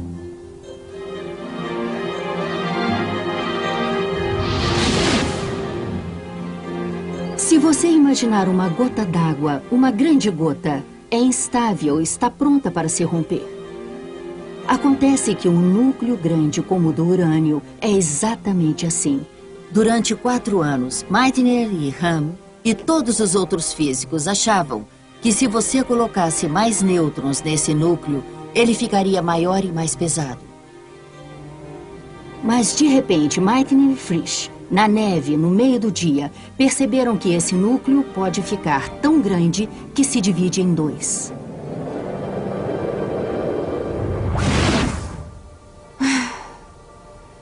Se o núcleo é tão grande que tem dificuldade de ficar inteiro, então um movimento minúsculo de um nêutron... É, mas se o núcleo se dividisse, as 2 metades voariam com uma quantidade enorme de energia. De onde essa energia viria? Quanta energia?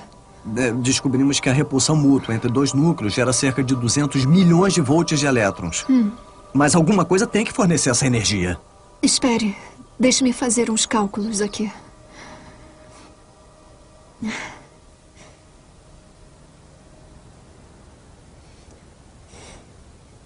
Os 2 núcleos são mais leves do que o núcleo original do urânio por cerca de 1/5 de um próton de massa.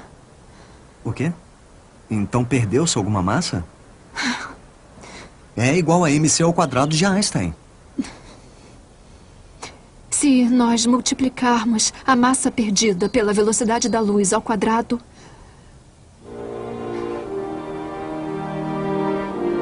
obtemos 200 milhões de volts de elétrons. Ele dividiu o átomo. Não. Você dividiu o átomo.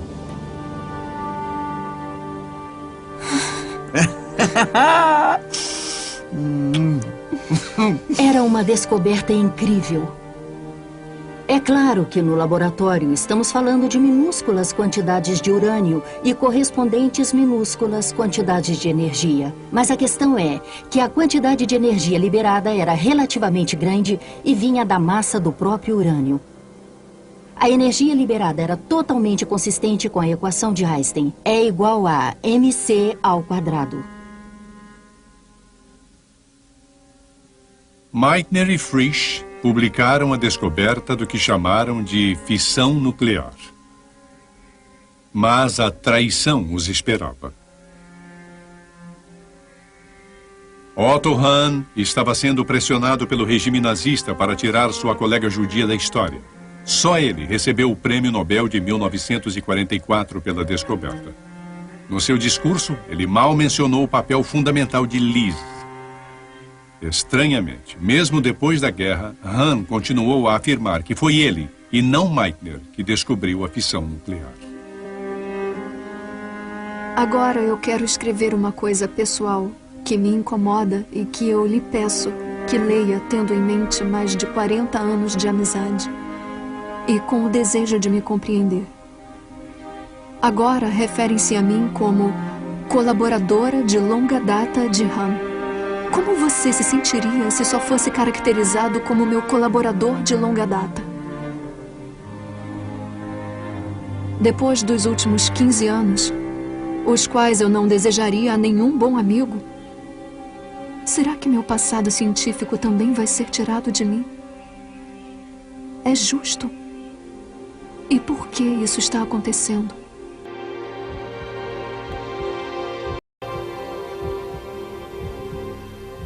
Liz Meitner trabalhou nisso por 30 anos. Ela só tinha dividido alguns átomos, mas era o suficiente. Depois que dividiu um, o gênio saiu da lâmpada. Depois do que Meitner iniciou, os físicos de todo o mundo começaram a perceber que podiam ir bem mais longe. Em 1942, iniciou-se um esforço intenso para construir uma bomba atômica. Em todos os Estados Unidos, instalações secretas surgiram com o codinome de Projeto Manhattan. Meitner foi convidada para o Projeto Manhattan, mas se recusou qualquer participação na bomba atômica. Mas Robert Frisch foi diferente. Ele era um importante membro da equipe e estava convencido da necessidade de derrotar os nazistas em uma corrida de armas nucleares.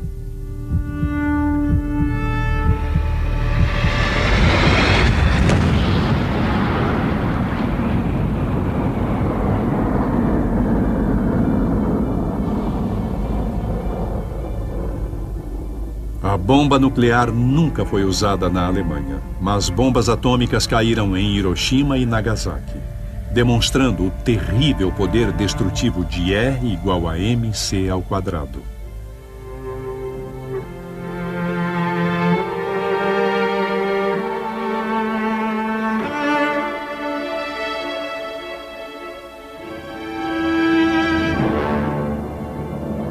Vastas quantidades de energia na forma de radiação eletromagnética foram liberadas a partir de alguns gramas de urânio e plutônio.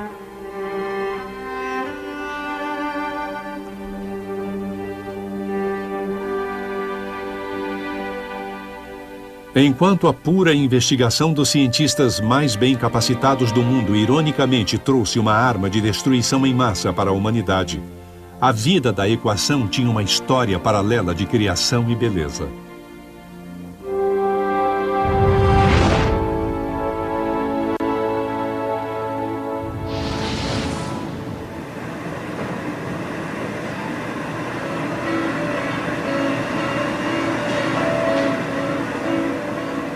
Hoje, os jovens físicos continuam a busca de Einstein. Desde seu aparecimento, E igual a mc ao quadrado foi usada para sondar as profundezas do tempo, para responder a maior pergunta de todas: de onde viemos?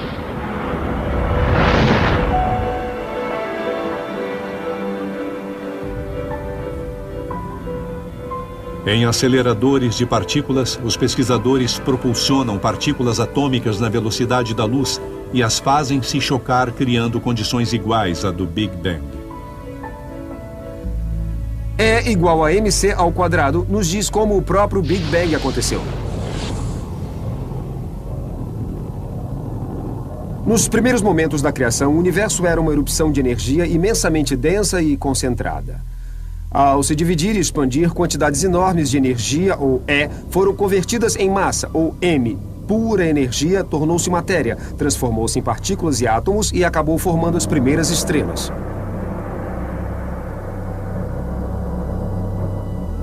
Nosso Sol é uma fornalha imensa flutuando no espaço e é alimentado por E igual a mc ao quadrado. Acontece que a cada segundo, 4 bilhões de toneladas de massa sólida do Sol desaparecem.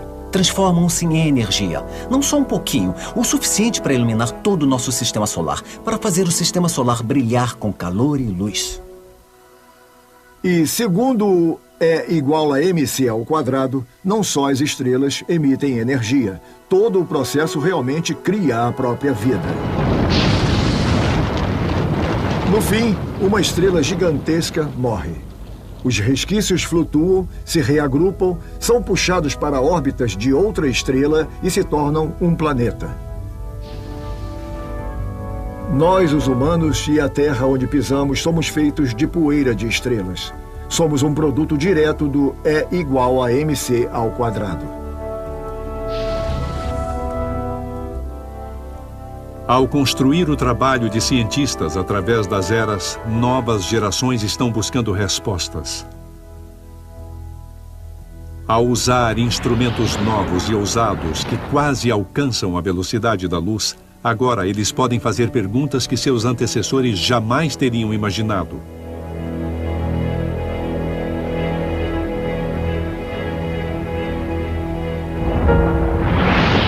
Como o próprio Einstein sabia, a jornada de descobrimento às vezes é dolorosa, às vezes alegre.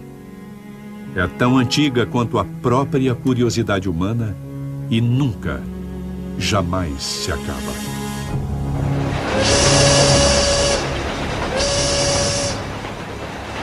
Versão brasileira Audio News.